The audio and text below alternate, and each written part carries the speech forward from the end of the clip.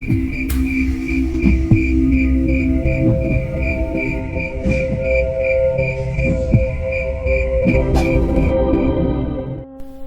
mendekati gadis itu takut-takut. Ia merasakan hawa yang tidak biasa. Bulu kuduknya meremang, tapi rasa penasaran menepis itu semua. "Mira, kamu ngapain di sini?" Nunung tak mampu menahan rasa penasarannya. Saat jaraknya dengan Mira hanya tinggal beberapa jengkal. Gadis itu masih terdiam. Wajahnya mendadak sendu saat pandangan matanya beradu dengan mata Nunung. "Mira!" Refleks Nunung mendekat dan tangannya menyentuh lengan Mira. Ia merasa tergugah saat melihat wajah Mira yang pucat dan ketakutan. Nyes. Nunung tercekat saat tangannya menyentuh permukaan kulit Mira yang terasa sangat dingin, seperti menyentuh bongkahan es. Sontak Nunung menarik kembali tangannya. "Mira, tubuhmu..." Tap. Mata Nunung membeliak saat tiba-tiba tangan Mira menggenggam pergelangan tangannya. Dingin seketika menjalar ke sekujur tubuh Nunung. "Tolong Mira, Mbak, tolong." Gadis itu terbata. Nunung mengernyitkan dahi, tidak mengerti maksud dari tetangganya itu. "Mira, Mbak gak ngerti. Apa maksud kamu?" kata Nunung sembari memperhatikan wajah Mira yang tampak sangat putih. Tatapan matanya pun kosong, seolah tiada kehidupan, alias seperti orang yang sudah meninggal. "Mbak, tolong bantu Mira. Tegakkan keadilan untuk Mira, biar Mira bisa pulang dengan tenang. Sampaikan permohonan maaf untuk ibu. Dan cari pacar Mira, Mbak. Dia laki-laki yang telah membuat Mira begini." Nunung semakin bingung. Ucapan Mira seperti sebuah teka-teki. Apa yang terjadi pada Mira? Kenapa ia harus minta maaf? Keadilan apa yang ia inginkan? "Mira, Mbak benar-benar gak ngerti Mira ngomong apa. Pulang barengan Mbak yuk." Gadis itu menggeleng pelan. Bibir pucatnya pun terbuka, dan ia pun menjawab, "Mira belum bisa pulang. Besok Mbak bantu ibu ya, bantu cariin Mira. Jemput Mira, bilang Mira ada di sini." "Kenapa gak pulang bareng Mbak? Ayo Mira, jangan buat khawatir orang tuamu. Pulanglah. Lagian motor Mbak mogok. Kita jalan aja, yuk." Nunung setengah memaksa. "Mbak pulang duluan saja, nanti Mira nyusul. Ingat pesan Mira ya Mbak. Oh ya, motor Mbak nggak mogok kok. Coba saja." Nunung tak percaya pada ucapan Mira. Ia menyuruh suaminya untuk kembali mengengkol motornya, dan benar saja, mesin motor kembali menderu. "Alhamdulillah hidup. Ayo Mira, kita pu." Nunung longo. Matanya liar mencari keberadaan Mira yang tiba-tiba saja hilang dari pandangannya. "Mira, Mira!" panggilnya seraya mengedarkan pandangan ke sekitar. Heran, bagaimana Mira bisa hilang hanya dalam kejapan mata saja. "Nung, ayo cepat. Kita akan mau ke warung," pekik suaminya. "Tunggu Mas, Mira kemana?" sahut Nunung dengan wajah gusar. Tono hanya mengedikkan bahu. "Nggak tahu dek, ya udah biarin aja. Mungkin Mira pulang duluan." Nunung kembali menoleh sejenak ke arah ladang jagung. Ada perasaan aneh yang kian menghinggapi perasaannya. Apa mungkin benar jika Mira pulang duluan? Nunung akhirnya hanya mampu menghela nafas kasar. Ia pun kembali ke sisi suaminya dan naik ke atas motor. Kendaraan roda 2 itu kembali melaju ke jalan. Jalan setapak yang semula terasa kecil dan sempit itu perlahan melebar, dan suasana yang remang-remang berubah terang karena lampu jalanan yang sempat mati kembali hidup satu persatu menerangi jalan mereka. Hanya dalam hitungan detik saja, pasangan suami istri itu sudah sampai di muka toko Bu Sulis. Setelah berbelanja, Tono dan Nunung bergegas pulang. Mereka kembali melewati jalan yang sama. Tapi anehnya, perjalanan kali ini sangat singkat dan sepanjang jalan mereka tidak menemukannya kebun jagung seperti waktu mereka pergi. Mas, perasaan tadi kita ngelewatin ladang jagung. Kan sempat ngobrol sama Mira juga. Ini kok nggak lihat? Padahal motor kan juga nggak ngebut, tanya Nunung saat ia baru saja turun dari motor. Iya, bener juga Nung, sahut Tono. Kok aneh ya Mas? Sikap Mira juga aneh tadi. Nah iya, Mas juga merasakan hal yang sama. Tapi ya udah dek, Mas capek, mau istirahat. Tono melangkah lemas masuk ke arah rumah, diikuti Nunung yang masih penuh prasangka. Kok swimen Nung? Sumini yang saat itu sedang duduk di kursi rotan depan TV langsung berbicara pada Nunung yang baru saja masuk rumah. Nunung langsung menghentikan langkah dan menatap ibu mertuanya heran. Enggak kok Bu, tadi ketemu Mira, ngobrol sebentar, palingan 10 menitan. Telung jam Nung, telung jam kok rasuwe? Hah? Telung jam? Mosok toh Bu? Nunung menatap tak percaya ibunya. Tapi begitu ia melihat jam dinding, matanya pun langsung membola. Hah? Jam 11 malam? Lah iyo, tadi barusan kamu bilang Mira ketemu di mana Nung? Tadi ibu dengar dari Mbak Lastri, katanya Mira ndak pulang tadi malam. Orang tuanya sibuk nyariin, udah lapor polisi, tapi karena belum 24 jam, jadi belum bisa bilang hilang. Hah? Nggak pulang Bu? Tapi tadi Mira baik-baik saja kok Bu. Cuma dia bilang minta dijemput sama ibunya. Apa dia kabur ya Bu dan takut pulang? Nunung berspekulasi. Yo wes, kowe ke rumah Mira yo, ngomong karo ibunya Mira, biar Mira dijemput. Nunung mengangguk pelan. Meski ia masih penasaran tentang Mira, Nunung memilih untuk beristirahat. Ia permisi dan mendapati suaminya sudah tertidur pulas. Nunung meletakkan belanjaannya dan menyusul suaminya yang sudah lebih dulu berada di alam mimpi, menutup matanya, dan tak lama ia pun ikut terlelap. Di sisi lain, suara azan menggema di kejauhan. Nunung baru saja akan beranjak dari pembaringan, tapi sayup-sayup rungunya mendengar tangisan di kejauhan. Sontak, Nunung membangunkan suaminya dan memasang telinganya lebar-lebar. Benar, bukan cuma ia yang mendengar. Tangisan itu semakin terdengar jelas setelah azan selesai berkumandang. Sontak, Nunung dan Tono berlari ke arah ruang tamu yang pintunya sudah terbuka. Mereka saling berpandangan dan tiba-tiba saat Nunung keluar dari rumahnya, angin pagi langsung menerpa wajah dan tubuhnya. Refleks, Nunung mengangkat kedua tangannya dan melipatnya di dada dalam posisi menyilang. Salah satu tangannya menggosok-gosok lengan agar hangat karena dingin begitu menusuk hingga ke sumsum tulang. Matanya menatap orang-orang yang berlarian ke arah rumah salah satu warga. Nunung melihat di kejauhan, ibu mertuanya sedang berdiri di pinggir jalan dan menatap awas. Sedang Tono masih di dalam rumah dan sibuk mencari jaketnya.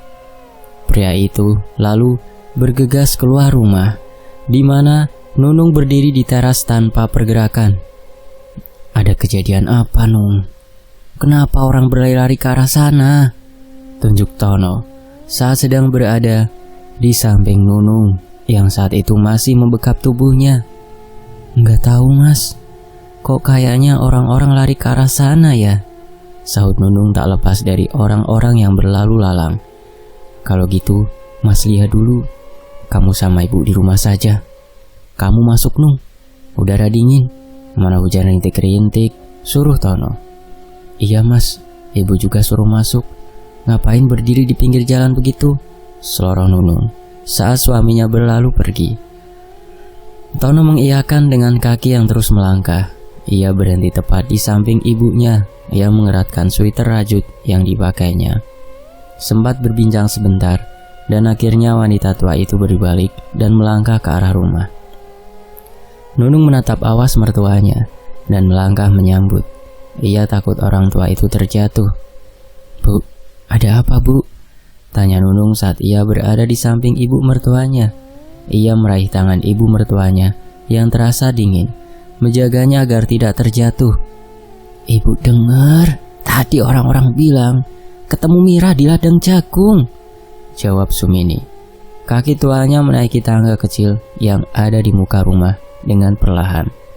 Tapi ibu heran, kenapa orang-orang pada berlarian ke arah rumahnya?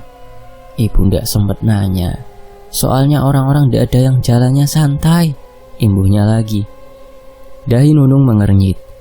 Tanda tanya besar di dalam kepalanya. Kenapa orang-orang pada berlarian? Apakah ada sesuatu yang menimpa Mira dan keluarganya? Nunung mau lihat, Bu, tapi Mas Tono melarang. Sambil menghela nafas dan duduk di karpet hijau yang terletak di depan TV. Sedangkan ibu mertuanya duduk di kursi rotan yang menghadap ke arahnya. Ya wes, tunggu aja Nung. Mudah-mudahan tidak terjadi apa-apa pada Mira dan keluarganya, jawab Bu Sumini seraya menatap ke arah luar. Belum lagi Nunung mengamini ucapan mertuanya. Tiba-tiba saja Sumini berdiri dan melangkah tergesa ke arah pintu depan rumahnya. Nunung yang terkejut hanya bengong. Matanya mengikuti arah langkah ibunya. Ia pun berusaha berdiri dan mendekati ibu. Assalamualaikum, Mbak Sumini. Seorang laki-laki tiba-tiba sudah berdiri di depan pintu dan langsung disambut ramah oleh wanita tua itu. Waalaikumsalam. Ada apa Pak Bagus? Kenapa nampaknya sangat terburu-buru?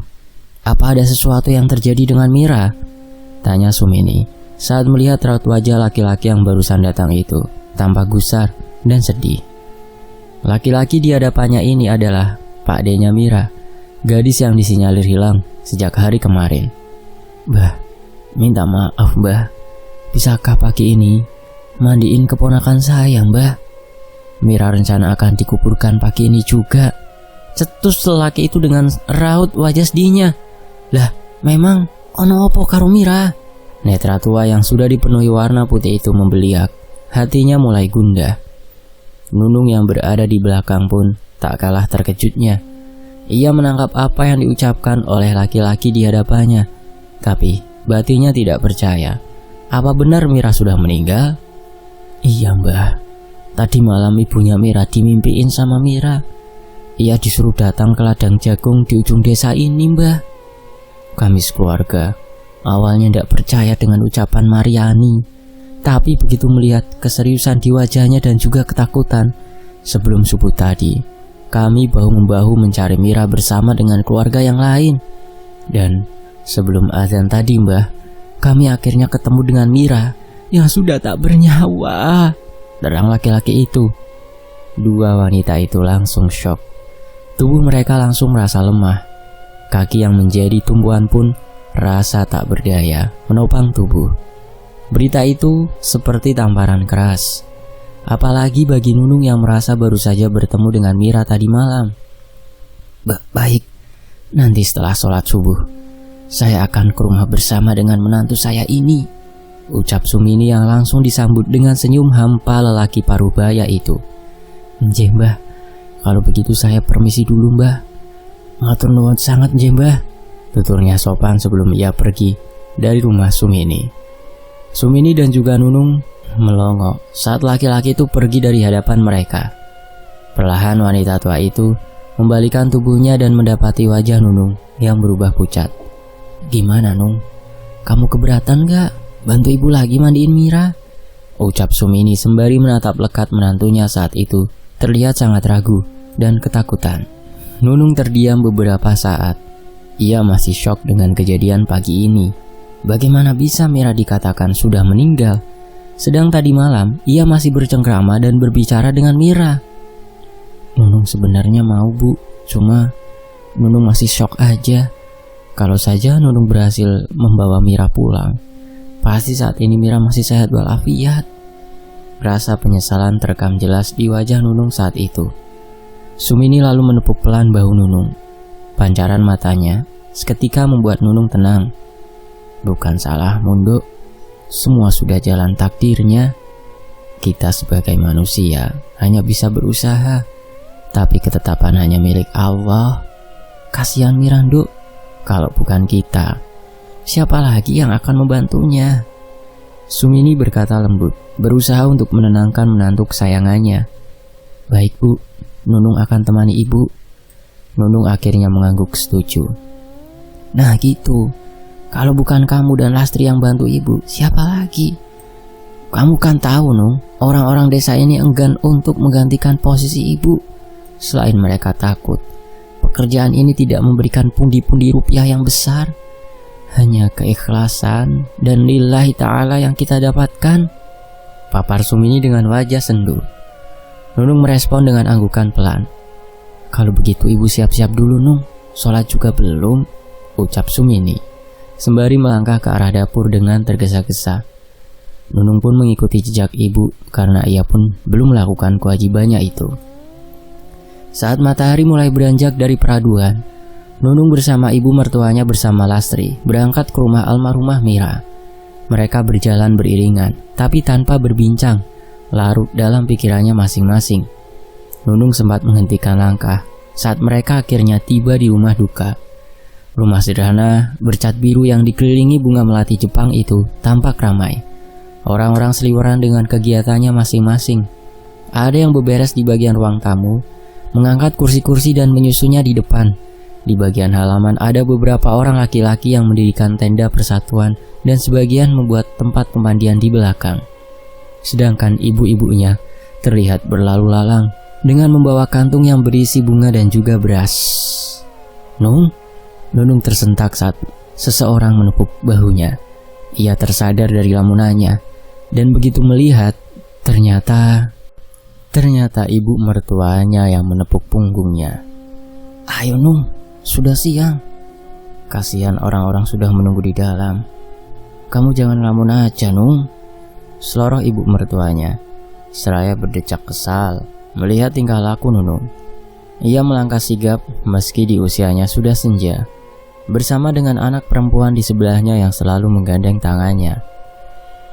Nunung menghembuskan nafas gusar. Bukan ia tak ingin untuk membantu memandikan jenazah Mira yang tiba tadi subuh, tapi rasa bersalah kian menggerogoti hatinya. Ia masih berpikir, jika saja ia tadi malam mau sedikit menyingkirkan rasa malasnya dan segera menemui orang tua Mira, Nunung yakin saat ini Mira masih dalam keadaan baik-baik saja. Saat mereka semakin dekat dengan rumah Mira, Nunung heran melihat orang memakai masker. Memang bukan hal yang aneh sebenarnya, apalagi kampungnya baru saja terbebas dari virus COVID yang sempat menyerang. Tapi semenjak ada himbauan presiden untuk tidak memakai masker, warga kampungnya sudah tidak pernah lagi memakai masker untuk kegiatan sehari-hari. "Mbak Lastri, kenapa orang-orang pakai masker? Apakah virus COVID ada lagi?" tanya Nunung seraya menjauhi lengan ipar perempuannya itu. Lastri menghentikan langkah, begitu juga dengan Sumini, ibu mertua Nunung. "Lah iya, kok aneh? Orang-orang pada pakai masker. Gimana Nung? Apa kita pulang dulu ngambil masker?" jawab Lastri ragu. Tunggu Ndok, apa kalian berdua mencium sesuatu?" Sumini mengendus-endus. Hidungnya bergerak-gerak seperti menghirup aroma sesuatu. Nunung dan Lastri saling pandang. Seketika mata mereka membola dan seperti tahu apa yang ada di pikiran masing-masing. "Kok bau bangkai ya Bu?" situs Lastri begitu saja. "Apa ini bau bangkai Mira? Bukankah Mira ditemukan sudah meninggal?" imbu wanita berjilbab hitam itu lagi. "Orang mungkin Las, wong bengi saya ketemu Nunung kok. Disuruh ngabarin ibune buat jemput, diajak pulang ndak mau," kata Bu Sumini. Lalu Nunung membenarkan perkataan ibunya. "Blas, orang mungkin Mbak, ndak mungkin. Wong tadi malam saja Nunung pulang jam 11 malam Mbak, dan saat itu Mira masih sehat kok. Tidak mungkin hanya dalam waktu beberapa jam saja Mira sudah jadi bangkai." "Ya wes, daripada banyak pikiran dan menebak-nebak, lebih baik kita masuk dan melihat keadaan Mira di dalam," ajak Lastri. Ia menyudahi perdebatan di antara mereka. Apalagi ia melihat rumah almarhumah Mira semakin ramai oleh warga yang ingin bertakziah. Mereka kembali melanjutkan langkah menuju rumah Mira yang hanya berjarak beberapa langkah dari tempat mereka tadi berbincang. Semakin mereka mendekat ke arah rumah, semakin aroma itu terasa menyengat dan menusuk hidung. Apalagi saat Lastri masuk yang diikuti Nunung dan juga ibunya, aroma bangkai sangat pekat terasa, hingga Lastri harus menahan mulutnya agar tidak muntah di tempat itu. Ia seketika keluar dari rumah dan mengibas-kibaskan tangannya di depan muka, berusaha menghindari bau yang sangat mengganggu dirinya. Sedang Nunung hanya terpaku dan menatap nanar ke arah jasad yang ditutupi dengan kain panjang batik. Tentu saja, aroma itu berasal dari jasad yang saat itu terbujur kaku. Nunung menggerakkan kepalanya dan mengarahkan pandangannya kepada ibu mertuanya. Saat itu juga menatap ke arahnya. Baru saja mulut Nunung akan terbuka, tiba-tiba dari arah kamar terdengar suara tangisan. Tangisan itu terdengar begitu pilu dan menyayat hati. Tidak, anakku tidak mungkin meninggal. Mira. Nunung merapat ke arah ibu mertuanya. Sementara Lastri kembali masuk ke dalam rumah. Seseorang datang dari arah dalam kamar dan menemui Sumini. Mari mbah, kami antar ke tempat pemandian, ucapnya sopan. Apa keluarga ada yang mau ikut memandikan Mira? Tanya Sumini. Wanita yang ditanya tampak bingung. Ia celingukan dan matanya menyusuri sekitar. Ada keraguan di sorot matanya saat ia kemudian menggeleng pelan. Sepertinya tidak ada mbah. Tetangga sejak tadi tidak ada yang mau mendekat. Mereka selain takut juga jijik. Aroma tubuh Mira memang sangat menyengat. Tapi saya akan membantu mbah. Saya ini budenya Mira. Dan sewaktu almarhumah hidup, beliau sangat dekat dengan saya. Wanita parubaya yang tubuhnya sedikit montok itu menawarkan diri. Iya, tidak apa-apa kalau begitu. Apa ibunya tidak ingin ikut memandikan anak perempuannya? Mbak Mariani masih syok mbah. Dari semenjak kedatangan Mira, Mbak Mar bolak-balik pingsan. Ini barusan pingsan lagi. Ya mau gimana mbah? Mira anak kesayangannya. Papar wanita berjilbab coklat tua itu dengan serius. Yowis, kita siap-siap di belakang. Tolong bapak-bapak suruh angkat mayitnya. Tita Sumini yang langsung diangguki wanita itu. Mereka lalu mengikuti langkah budenya Mira ke arah belakang, menuju tempat pemandian jenazah. Tempat itu sudah selesai dibuat. Tempat pembaringan jenazah yang terbuat dari stainless steel pun sudah tertata rapi, berdiri di samping drum plastik besar beraroma jeruk purut yang begitu menyengat. Mira dibunuh mbah. Jasadnya sangat mengenaskan. Mbah jangan terkejut nanti saat melihat kondisi tubuh dan wajah Mira, ungkap budenya Mira saat Sumini mulai mempersiapkan diri. Tangannya yang saat itu ia lapisi dengan sarung tangan langsung berhenti dan melesatkan pandangan ke arah wanita tadi. Diperkirakan sudah lewat 24 jam mbah kematiannya, karena tubuhnya sudah membusuk dan mulai menggembung. Imbuhnya lagi. 24 jam? Itu tidak mungkin. Tadi malam saya... Shh, sudah Nung, jangan dilanjutkan. Itu mayitnya datang, kata Bu Sumini memotong ucapan menantunya. Bukan ia tidak sopan, tapi ia tidak ingin Nunung sampai keceplosan. Nunung mengangguk mengerti. Sama sekali tidak sakit hati. Ia malah menggeser tubuhnya saat mayat Mira datang dan diletakkan di atas dipan stainless. Aroma bangkai bercampur dengan aroma jeruk purut yang pekat. Ada seorang bapak mendekat dan memberikan mereka satu persatu masker untuk meminimalisir bau yang tidak sedap. Begitu bapak-bapak itu pergi, Sumini mendekat ke arah Mira yang sudah kaku. Srat! Ia membuka sebagian kain yang menutupi wajah dan tubuh Mira. Astagfirullahaladzim, siapa yang tega berbuat ini? Lastri tiba-tiba berteriak saat melihat wajah Mira yang bukan hanya lebam, tapi sudah tak berbentuk dan sulit dikenali karena luka terkoyak lebar di beberapa tempat bagian wajah dan darah kering yang sudah menghitam. Mulut menganga dan mata yang melotot seolah menampilkan kembali bagaimana saat kejadian naas itu terjadi. Kulit putihnya mulai membiru, urat nadinya mencuat dan berwarna hitam dengan bagian perut yang terlihat membengkak. Semua orang yang berada di tempat hanya mampu beristighfar. Entah angin dari mana, tiba-tiba saja kainnya menutup semua tubuh Mira terhempas. Semua mata tanpa sengaja menangkap pemandangan yang lebih mengerikan. Celana Mira yang sudah turun sampai ke paha menunjukkan sesuatu yang membuat tubuh membeku. Mira, korban pembunuhan dan pemerkosaan. Tapi kenapa dari tadi tidak ada polisi?